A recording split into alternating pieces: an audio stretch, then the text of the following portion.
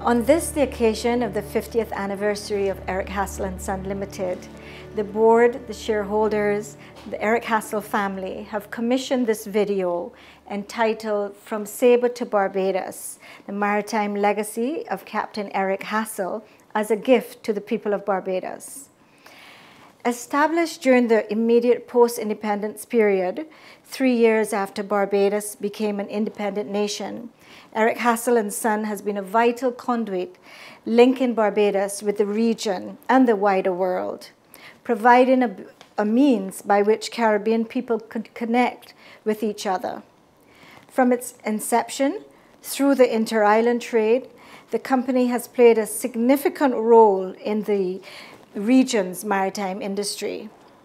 On behalf of Eric Hassell and Son Limited, I would like to dedicate this series to the people of Barbados, our forefathers, the current generation, and the future generation of entrepreneurs. Erica Luke of Eric Hassell and Son group of companies, respecting that solid foundation on which the business was built and reaching out to a younger generation of entrepreneurs, testimony of the community-spirited nature of the business. Hello and welcome to From Saba to Barbados, the maritime legacy of Eric Hassell. I'm Sherwood McCaskey, as always. Thanks for your time. On June 25th, 2011, Barbados joined a group of nations with World Heritage Sites when Greater Bridgetown and its garrison was inscribed on the UNESCO World Heritage List. This inscription was a tremendous feat for this island. From Saba to Barbados, the maritime legacy of Eric Hassell is in concert with the maritime activities, those events that occurred in and around the wharf here in Bridgetown, and those events that were detailed in the dossier presented to UNESCO, which resulted in Barbados' inscription. What you are about to experience is an interesting account of a Barbadian whose life and service exemplified the words of our national anthem and pledge, pride and industry. A loyal son who, through hard work and dedication to family and an unwavering determination to leave Barbados a better place than how he found it, has today written his name on history's page and has left an enduring legacy of which Barbados could be justly proud.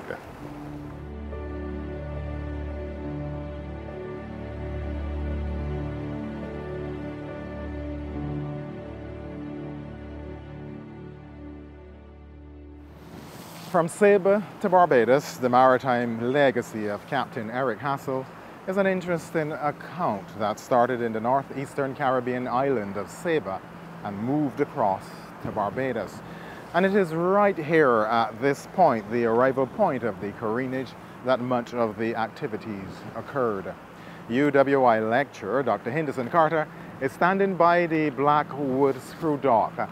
Dr. Carter. One of the reasons why we're here is that we are talking about Eric Hassell, a schooner captain, and Eric Hassell shipping. And this was the hub for schooner traffic way back into the 19th century. And I want to start the Eric Hassell journey talking about Saba. I think this is where we ought to start. Saba, because the Hassells came from Saba, and we need to start there. Now, Saba is about 5.1 square miles. That's only about 50 acres of land in the North Caribbean area. I'm not far from St. Martin. So today, if you were to go to Saba, you would fly from St. Martin or take a ferry. The flight is about 15 minutes. But back in that time, as you know, everybody traveled around the Caribbean if they could afford to by boat, by sailboat, sailing vessel. And this is one of the primary economic activities of Sabans in this very small island. It's a volcanic island. It's almost completely vertical. There are no beaches, so it's very unlike Barbados. What little beach does exist is a bit of a rocky beach, but it's basically a volcano sticking out of the ocean. And a lot of the environmental conditions actually limited settlement over the centuries in Saba. Well, let us step back further and get a sense of the history of its settlement, or rather the available records of its settlement. First, Saba was colonized by the French, the English. And then the French got pushed off by the British, and the British then became islanders there for that. And they chose it because the British were pirates. They could defend the whole of Saba because there was only one path up, and it was a big rock up the top of the hill. Anybody tried to come up the hill, they rolled rocks down on them. So it was a fortification in its own right. And then the Dutch. As you know, countries in the 17th and the 18th centuries change hands frequently. And Saba was one of those countries. In 1816, the Dutch controlled Saba. And right up to about the beginning of the 19th century, Saba was controlled by the Dutch. So what you had in Saba was a very small population, probably around the time that the Hassell left Saba. It was only a population of about 2,200 people. That population was evenly divided between white Sabans and black Sabans. So again, very different from Barbados, where there's a majority African-descended population. And that was really driven by the fact that it never really developed a plantation-style economy in Saba. In fact, most of the settlement for the period of European rule and settlement was always driven by the maritime industry. There were very small plantations where they did exist, but they were never really very profitable. The questions to be asked are, why were they not profitable? What has the research unearthed? So where they could grow food, obviously they would really relied on imports, as most of the Caribbean did at the time. Particularly their trade with St. Eustatius, which in the 18th century was, late 18th century was like the Paris of the West Indies. It was so, had such a lucrative trade with the United States, especially during the American Revolution. So they really relied on trade from St. Eustatius and St. Martin. We're still in the island of Saba. Interestingly enough, the background and its history provide that foundation on which this series is built. You know, a lot of research has not necessarily been done on the slavery period in Saba and what that looked like, because it was very different from the orientation of the rest of the Caribbean, not being a plantation-based economy. From what I have gleaned from the sources, it seems to me that white Sabans worked very closely with black Sabans in trying to eke out an existence on Saba. But that doesn't mean that there wasn't segregation. That doesn't mean that there wasn't discrimination and a difficult experience for enslaved Sabans during slavery. Slavery ended in 1863. And we do have reports of black Sabans leaving, participating in resistance strategies, leaving and going on to Puerto Rico and other territories, trying to escape where they live. So that would suggest to me that the experience of being enslaved on Saba before emancipation and being in this kind of intimate space where slavery exists might actually have been brutal, but in a different way than what we would see on plantation economies in the rest of the Caribbean. The model that we have gotten so used to here in Barbados and other islands, especially those in the Eastern Caribbean, that model does not apply to Saba. Now, what were the experiences in Saba? You cannot apply the same kind of historical models from a Barbados or Jamaica or Trinidad to an island like Saba. It just has a different history. It has different people. It has a completely different economic orientation. And I think if we understood a little bit more about that kind of diversity as it exists in the Caribbean, we would understand so much more, not only of our present, but of our past. And I find that amazing, actually, about this small little island, that it could have this kind of reach. And not only in the Caribbean, but to New York and Rhode Island and even around the world. There are examples of Saban captains participating in the industry to this day that are working everywhere. That explains the maritime industry. What about present-day agriculture in Saba? In terms of their local crops, you know, where they can, they actually do grow sugar. And again, they would try to sell this and try to sell it on to get cash into the economy. But you know, they're also growing other crops. And then goats. There are lots of goats on Saba, so that is a kind of a primary protein source. And because of the maritime influence, fishing is a very, very important part of Saban culture. Even though most of around Saba is a marine reserve today, historically, fishermen would have gone out to the Saba Bank, which is one of the richest places for fish resources in that part of the Caribbean. And most Sabans are seafaring people. They love the sea. Fishing is an important activity for Sabans. Families participating in the maritime economy together. So even if men are going out to sea, women are still contributing to the labor of the household by permitting, being able to let their husbands go out and work and help the family survive economically. But they're also participating in much needed labor in the home. So they are trying to find, especially in Saba, they're trying to find ways of participating in a cash-based economy by doing needlework, making hats. There are reports of people making shoes, for example. Shirley Chatterton, who is the daughter of the late Captain Peace, has special memories of that embroidery introduced by Dr. Tara Ennis. Mrs. Chatterton now regales us with that interesting memory and how her aunt monetized the making of hats. My aunt and my great aunt, they used to do some embroidery work called drawn thread. And this was a Saba thing, so that they brought with them. And this apparently was what the women did in Saba to earn money. So they would pull threads out of linen cloth, and whatever they did with a needle, they would do beautiful lacy type things. So drawn thread is definitely a Saban thing. Also, they would make baskets out of straw. Yeah, baskets and hats. And you know, in those days, everybody wore hats.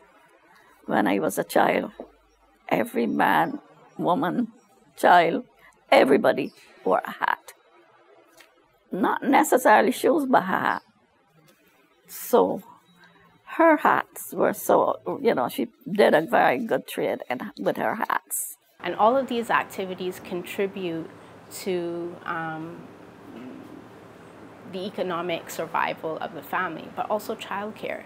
They're providing their families with much needed childcare, and also in times of disaster and hurricanes, they're the ones who are responsible for shutting up the house and making sure that the household is safe and secure. So women are very, very important in terms of their labor, both in Saba and in Barbados. There's also the tradition of Saba lace, which is a very well-known tradition in Saba, which is kind of a special type of needlecraft that was taught to women. And through a mail order system, they would send examples of this to the US. And this is, again, some of the ways that they used to bring cash into their economy. Geographically, Saba is a very small island with a rising landscape. This was challenging for communication purposes as it relates to the road network. Saba, being such a small island, you would think that all of the different communities would have been easily connected, but in fact it wasn't until 1958 that a road connected the major communities, about 4 or 5 communities in Saba. So the capital, or the main city, the bottom, which is not in the bottom. It's actually 300 meters above sea level. It is the wealthiest place on the island, but there are other settlements in and around the island that people had to get to, and this limited trade, it limited communication. People mostly had to walk before 1958. And in fact, the person who was responsible for building the road, the Dutch basically said it was a road that could never be built, but it was built over 20 years. So again, that speaks to the resilience of Sabins and their kind of ingenuity, their commitment to make the impossible possible.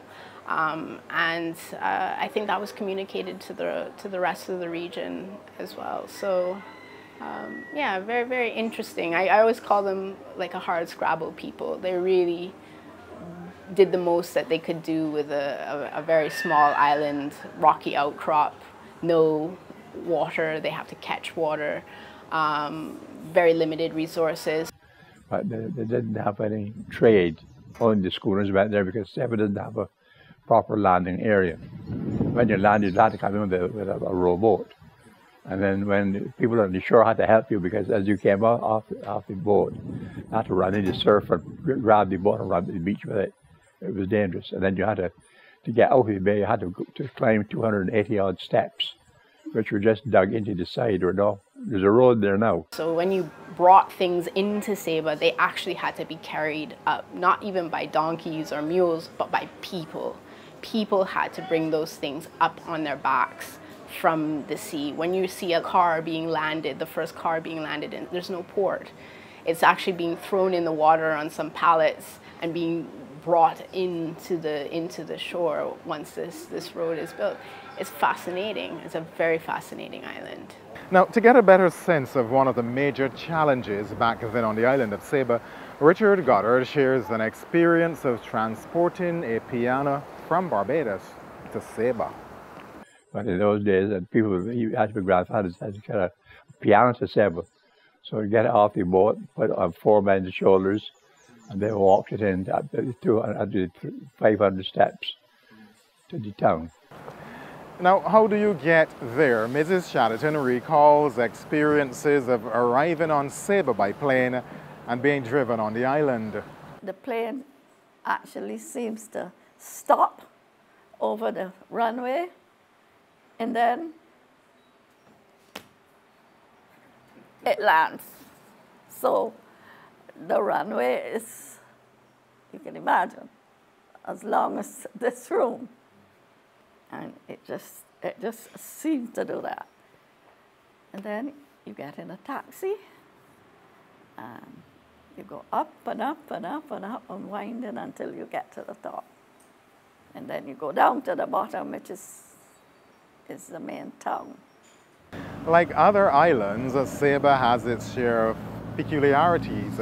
As it relates to customs and traditions of the people, this one is indeed peculiar. And I had an uncle who was living there at the time, and he told him that his sister Ida's son Richard was coming to the island. Everybody wanted to meet him because in fact we were all connected one way or the other. I remember going to this. One was a Captain Simmons. When we knocked on his door, he opened. His wife was there. He come in and went, "Nice to hear you. I'd like to see you." But when he first he did take us in his bedroom and showed us his coffin. It was customary that when you had in life you had a coffin made and you showed it off.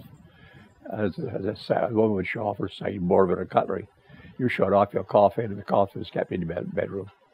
Those peculiar features continue. The story goes that it was a big wedding. Saba had about 2,000 people, so everybody was kind of connected by blood or marriage. And they had a big wedding, and they served Johnny cakes and booby eggs. And Johnny cake is what we call a bake, and a booby egg is a seagull egg. And said that the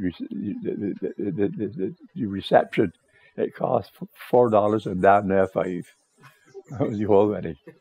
These are truly the distinguishing factors of an island and its people, the fascinating stories and their experiences.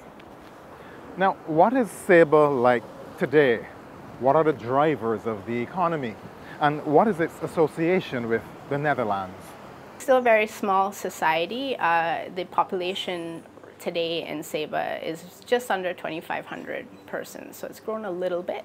But that dependence on the maritime economy, like most of the Caribbean, has actually shifted now to tourism. So tourism is a main economic earner for Saba, but so is offshore medical school. So there's a Saban University, a medical university in the island that has actually created many, many economic opportunities for the island. And it is I think one of the highest per capita earners in the Netherlands Caribbean, or the Caribbean Netherlands. So in 2010, Saba decided, through referendum, it decided to become closer in its relationship to Holland. So it's considered a municipality of Holland, and it's probably one of the most successful of the islands that decided to do so. So out of Saba, Bonaire, and St. Eustatius. So in 2010, both Curaçao and St. Martin decided to be constituent countries of the Netherlands, but these became municipalities of the Netherlands. But as I said, Saba is doing well, and I think that is down to the heritage, the legacy of economic survival, of not being insular, but moving out beyond the confines of the small little island that you might find yourselves on. And yeah, economically they're doing very well, and socially also doing well, inviting new people into the island. So you see Dominicans, Haitians, Colombians, kind of adding to the ranks of the island.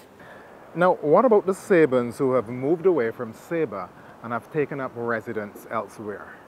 I think they went back fairly frequently because obviously they had the means to do so, especially being sea captains or being able to kind of navigate what ships are passing where. They're certainly able to send back money and other gifts to Saba. I've done oral histories with people where they've moved quite frequently between Saba and Barbados.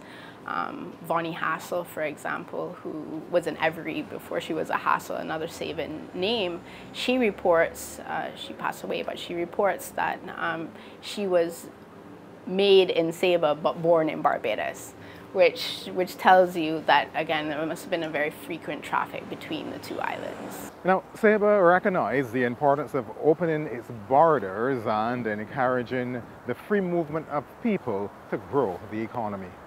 So in 1906, there was a decision by the Dutch government to reassert Dutch language education on the island.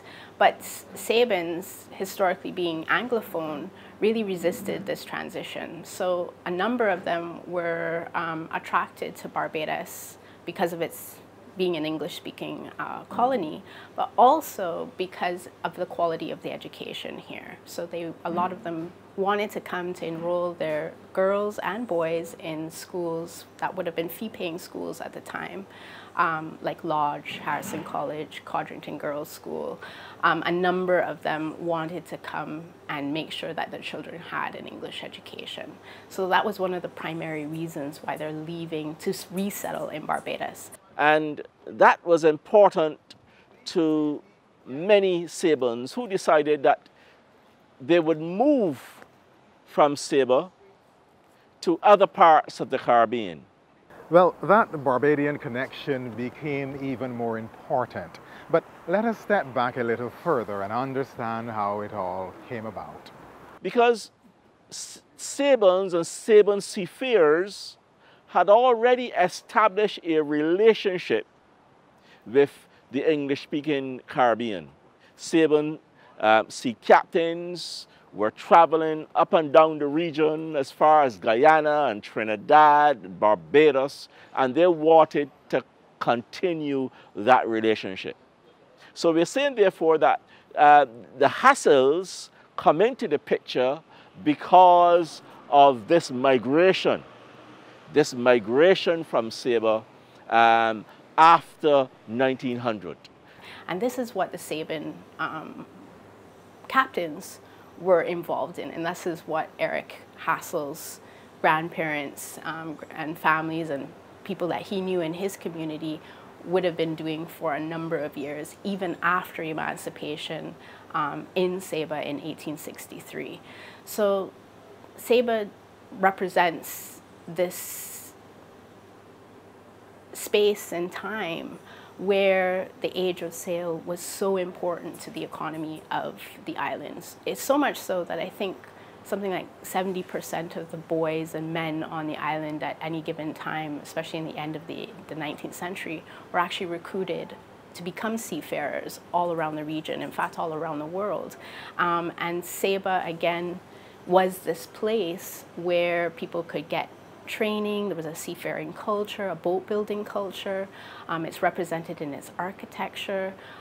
So the quality of woodwork, especially in the design of cottages in Saba, is all down to the shipbuilding skills and the orientation of the maritime economy.